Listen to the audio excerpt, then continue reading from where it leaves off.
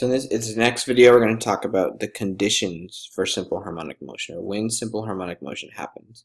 So if we were to watch this oscillating system, or if we were to stop it and remove all its energy, then what we would notice is that the mass would kind of sit and hang stationary at this position. And as we give it energy, the amplitude of these oscillations increase. Okay? And what happens is when it's at the peaks down here and up here at these two places are when it's experiencing the greatest amount of force, and that force is going to be always pointing back to that equilibrium position, and that's why it's oscillating, because something's always pulling it back to the middle. So once it gets to the middle, it has energy, it has inertia, and so it travels through and has to get stopped going the other way. So it slows down, speeds up back the other way, gets pulled to a stop, speeds back going the other way, and this is an oscillation. And so the reason this happens kind of comes down to one really important condition, and we can kind of look at this condition in a couple ways. And it talks about this in your book, but what happens is we need acceleration to be equal to negative omega squared x. Okay, and it doesn't even have to be necessarily equal. We need A to be proportional to negative x. Okay? And whenever you have a system in which the acceleration is in the opposite direction of the displacement, then you have an oscillating system. Okay? And there's a couple other ways we can look at this. And the other version would be when the net force is proportional to the negative of the displacement. Okay, so right now, as we get started with this, well, let's go with a couple other things. Remember from chapter 9 that potential energy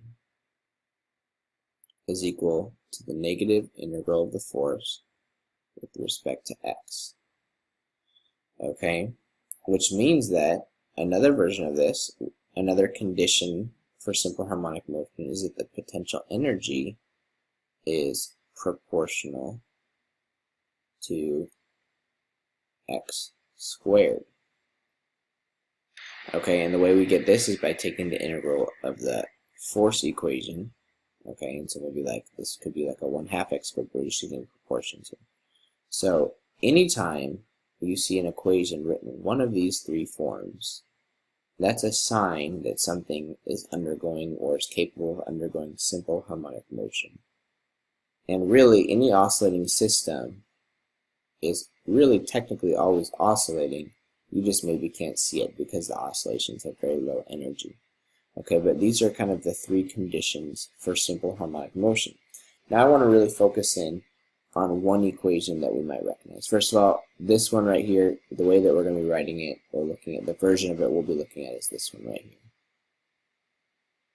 Okay, so A is equal to negative omega squared x. Okay, and that's what we got from the last video as one of the conditions of simple harmonic motion. Well, we can, if we look at an equation we saw a few chapters ago. Okay, this is Hooke's law that shows the relationship between the amount of stretch and the amount of restoring force that's experienced by a spring.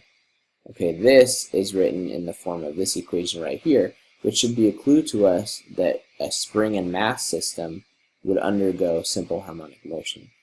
Okay, and if you have a spring or an oscillating system where the only force acting on it is a spring force, okay, then according to Newton's second law, MA would be equal to negative kx, which means that A is equal to negative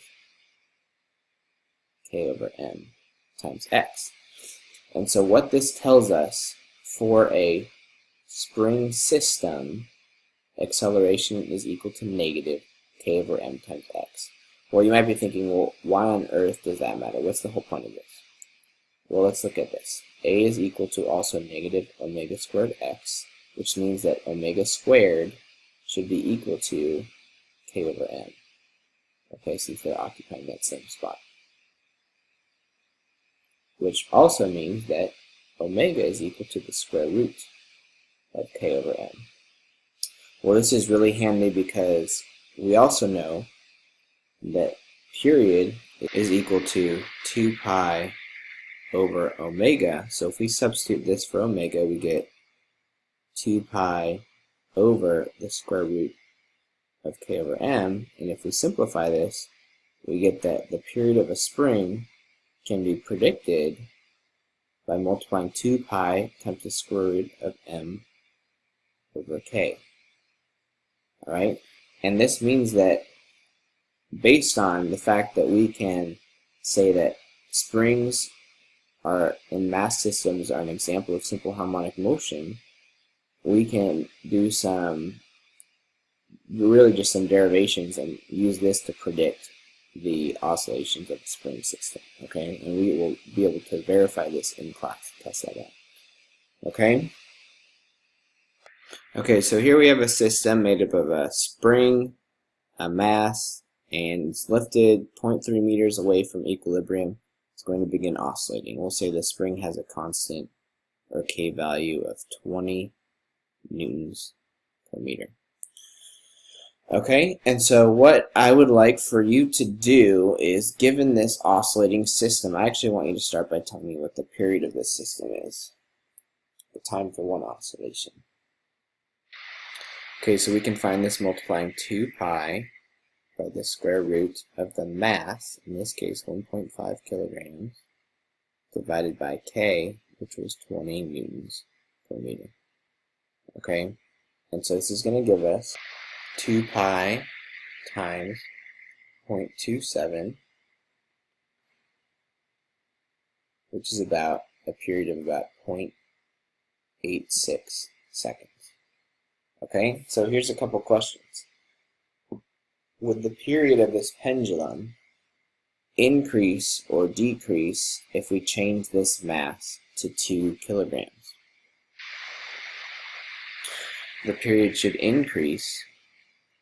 Okay, and I will help you think about this a couple ways. So it's this equation. If you increase the value here, then this value for t will increase. Also, though, if you think about it, if this has more mass, if this object has more mass, then it's going to take more effort on the part of the spring to cause it to change directions and to oscillate, which means it will take a longer period of time. Okay, well, how is the period of this pendulum or this spring system going to change if we increase the value of k from 20 to 30? Would that cause t to go up or to go down? Well, if we increase the value of k, that should decrease the period of oscillation. It should be oscillating faster. If you divide by a bigger number here, then you're going to get overall a smaller number. And it also means that if this spring is stiffer, it's easier for it to cause this mass to turn around.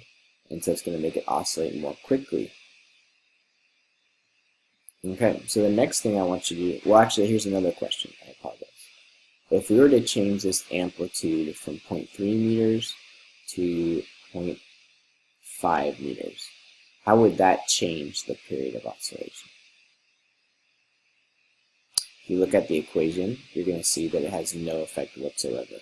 No matter how big the period of this, no matter how big the amplitude of these oscillations are, it's not going to affect the period. Okay? So, let's go ahead and go back though to our amplitude of 0.3 meters. The next thing I'd like for you to do is to write a function for the position of this spring, oscillating spring and mass system with respect to time. Alright, so we're going to put right here the 0.3 meters, cosine, and then we're going to put here, we're going to put t. Actually, let's go back a step. We won't add phi in there. We'll just say it starts at position 0. Okay, and so now we need to figure out what omega is. Well, omega, if you remember from earlier, is equal to the square root of k over m. If you forgot that, but remember this equation, then remember that it's also equal to 2 pi over the period. So if we say 2 pi over 0.86,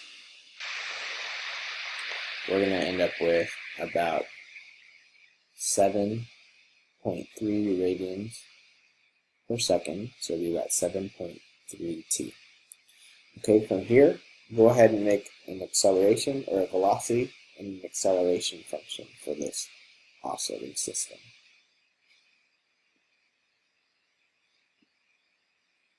Okay, so velocity is going to be equal to negative 7.3 times 0.3 would be 2.19 sine of 7.3 t, and acceleration is going to be